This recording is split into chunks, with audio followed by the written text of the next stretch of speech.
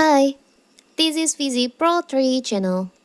In today's video, I will show you how to cancel event on WhatsApp group. Before we get started, don't forget to subscribe and turn on the notification to keep you updated about this channel. So, let's go. WhatsApp has been working on the group events feature from some time when it was initially spotted by with beta info. It's been 4+ months since it has been spotted, and there have been a lot of things changed since then. WhatsApp continues to make change to the event creation feature.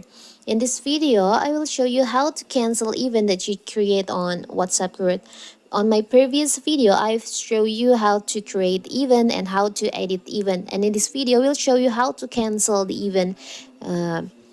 So first of all, of course, we have to open our WhatsApp.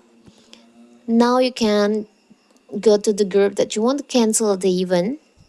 As you can see, I've made one event on this group and I want to cancel it. Maybe for some reason, we can't manage this event. We have to cancel this event.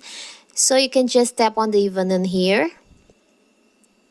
You can tap on edit event, and you'll find there is an option cancel event. You can just tap on that.